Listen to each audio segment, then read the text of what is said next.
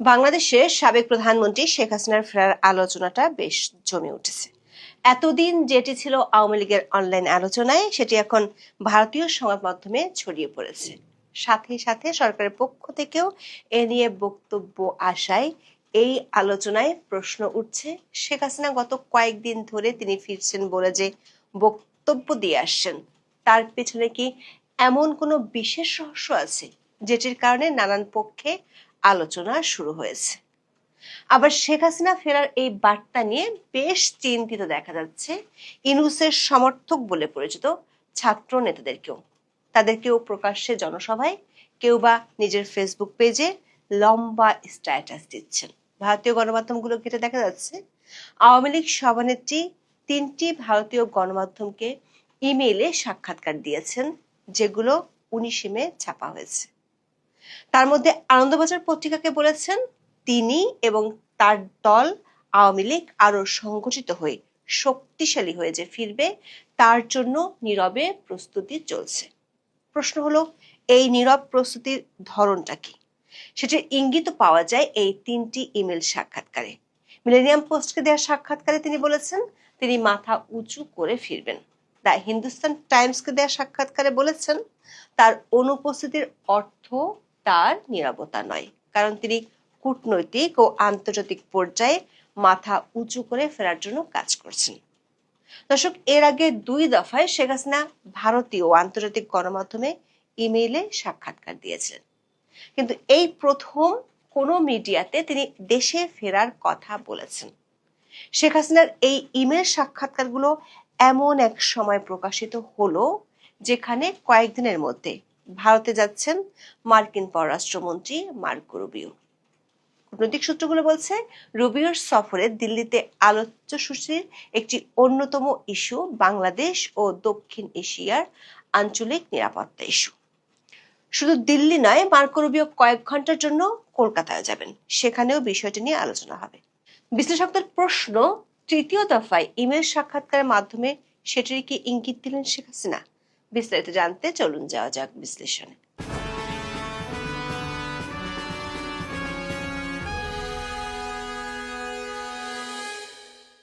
24 আগস্টের পর থেকে বাংলাদেশের সাবেক প্রধানমন্ত্রী ও আওয়ামী লীগ সভানেত্রী শেখ হাসিনা দিল্লিতে আছেন। ভারতীয় সরকারের দাবি তিনি দেশটির সরকার অতিথি হয়ে দিল্লিতে আছেন। সেখান থেকে তিনি নিয়মিত দলের নেতাকর্মীদের উদ্দেশ্যে অনলাইনে ভিডিও বার্তা দেন। দিল্লিতে থাকা অবস্থায় কোনো গণমাধ্যমে শেখ হাসিনার সাক্ষাৎকার প্রথম ছাপা হয়েছিল গত বছরের 29 অক্টোবর।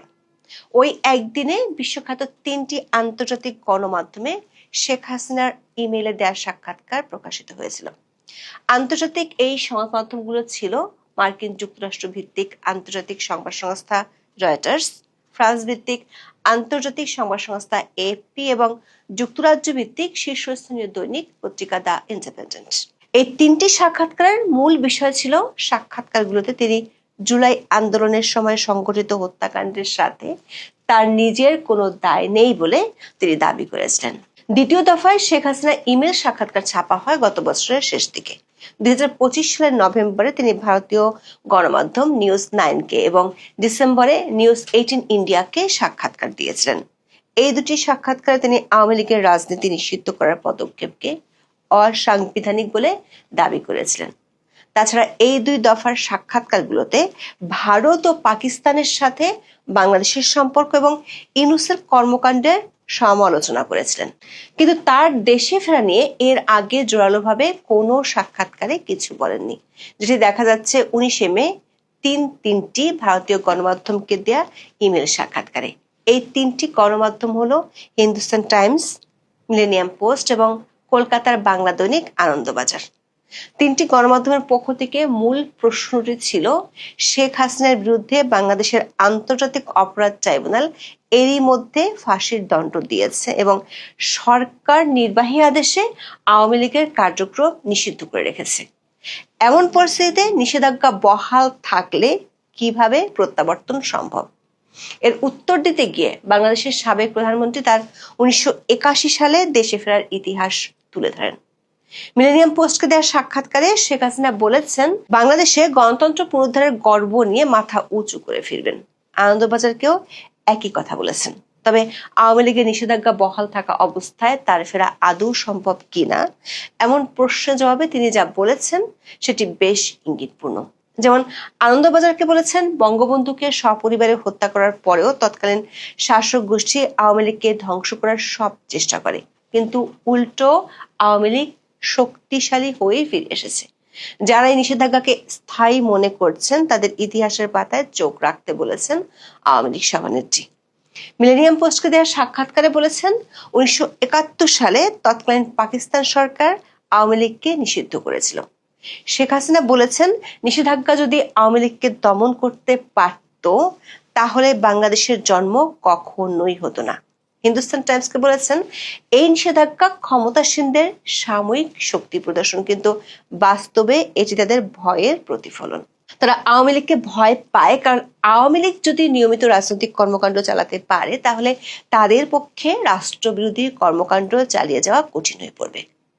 আনন্দবাজারের কাছে তিনি দাবি করেছেন, আওয়ামী লীগ বাংলাদেশের মানুষের আবেগে রয়েছে, ফলে তার ও তার দলের ফিরে আসা অনিবার্য, শুধু কিছু সময়ের ব্যাপার। আরো সংগঠিত হয়ে শক্তিশালী হয়ে ফিরবেন তিনি। নীরবে তার প্রস্তুতি চলছে।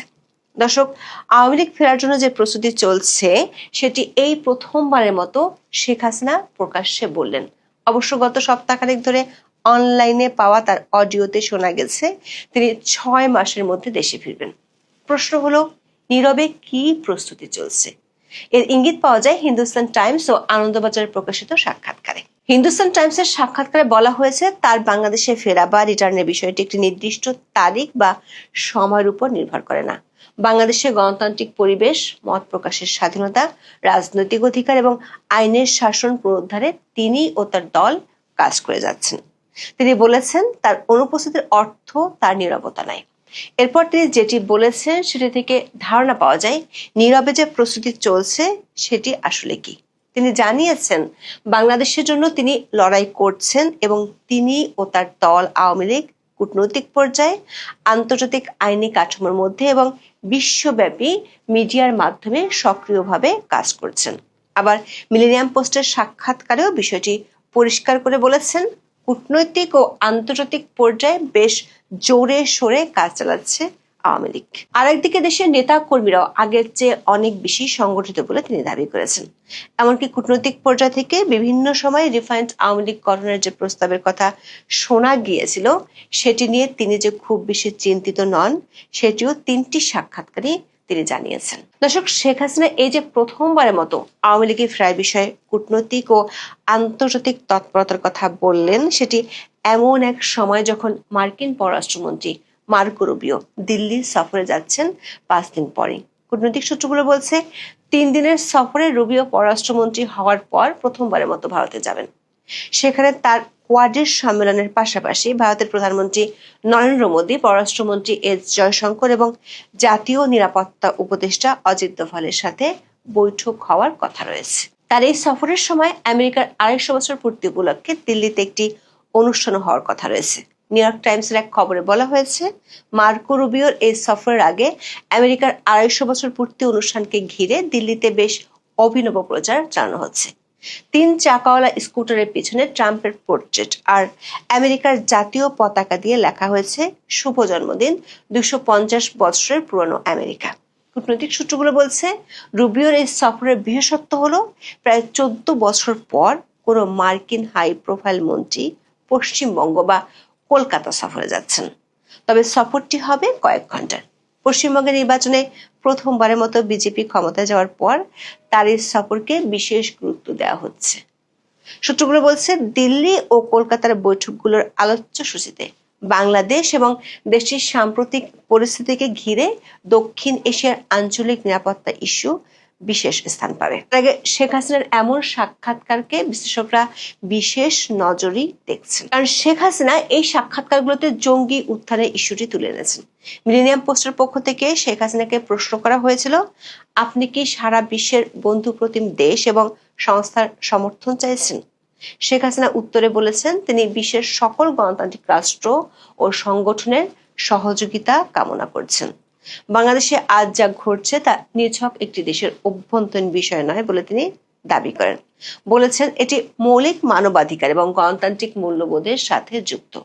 তিনি বলেছেন যদি বাংলাদেশের গণতন্ত্র ব্যর্থ হয়, যদি একটি মৌলবাদী রাষ্ট্র প্রতিষ্ঠিত হয়, যদি অরাজকতার সংস্কৃতি অব্যাহত থাকে, তবে বাংলাদেশের 18 কোটি মানুষ ক্ষতিগ্রস্ত হবে। এর প্রভাব পড়বে আঞ্চলিক ও বৈশ্বিক নিরাপত্তার উপরও। হিন্দুস্তান টাইমসে ছাপা হয়েছে, জঙ্গি ও চরমপন্থী শক্তির উত্থানের কারণে বাংলাদেশ 2001 থেকে 2006 সালের মধ্যবর্তী সময়ের অন্ধকার দিনগুলোতে ফিরে যেতে পারে বলে মন্তব্য করেছেন বাংলাদেশের সাবেক প্রধানমন্ত্রী। তিনি দাবি করেছেন চরমপন্থা ও জঙ্গিবাদ শুধু বাংলাদেশের জন্যই হুমকি নয়, আঞ্চলিক নিরাপত্তার জন্য সবচেয়ে বড় হুমকি। কূটনৈতিক সূত্রগুলো বলছে মার্কো রুবিওর সফরে ভারত ও আমেরিকার বাণিজ্য ইস্যুর পাশাপাশি আঞ্চলিক নিরাপত্তার ইস্যুটি অত্যন্ত গুরুত্বপূর্ণ। এমন পরিস্থিতিতে শেখ হাসিনার এই ইস্যুতে কথা বলা বেশ তাৎপর্যপূর্ণ। এদিকে শেখ হাসিনার এমন বক্তব্য নিয়ে যে বাংলাদেশের সরকারি মহলও বেশ ভাবছে সেটি বোঝা যাচ্ছে।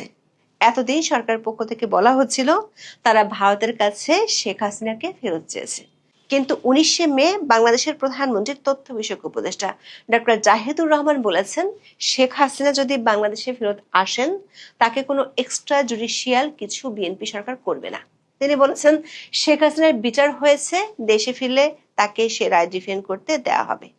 বিরোধী দলীয় সংসদ সদস্য হাসনাত আব্দুল্লাহ একদিন আগের মতোই দাবি করেছেন আওয়ামী লীগ কিংবা শেখ হাসিনাকে ফিরতে দেওয়া হবে না।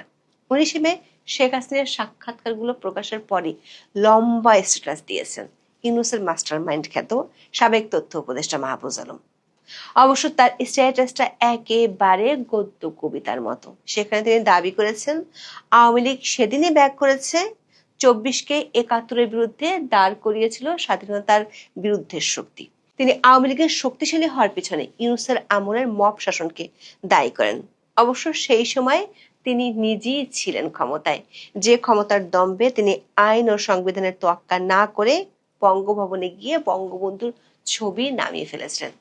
কূটনৈতিক একাধিক সূত্র বলছে ভারত বাংলাদেশ সম্পর্ক এবং আওয়ামী লীগের নিষেধাজ্ঞা ও শেখ হাসিনা ইস্যু নিয়ে এই দুটি দেশ ছাড়াও আরো দুটি দেশের মধ্যস্থতায় কূটনৈতিক পর্যায়ে গত 2 সপ্তাহে বেশ কয়েক দফা আলোচনা হয়েছে এবং সে আলোচনাগুলো হয়েছে ভারত ও বাংলাদেশের বাইরে। একটি আলোচনা হয়েছে পশ্চিমা একটি দেশ এবং আরেকটি আলোচনা হয়েছে মধ্যপ্রাচ্যের একটি দেশে। সেসব আলোচনার পরেই শেখ হাসিনার এমন ইঙ্গিতপূর্ণ সাক্ষাৎকার ছাপা হয়েছে। এ কারণে কূটনৈতিক সূত্রগুলো বলছে মার্কো রুবিওর এই সফরের পর এই অঞ্চলের দেশীয় আঞ্চলিক পরিস্থিতিতে অনেক নাটকীয় মোড় দেখা দিতে পারে। এখন এ পর্যন্ত, সবাই ভালো থাকুন, সুস্থ থাকুন, নিরাপদে থাকুন। দেখা হবে আগামী পর্বে।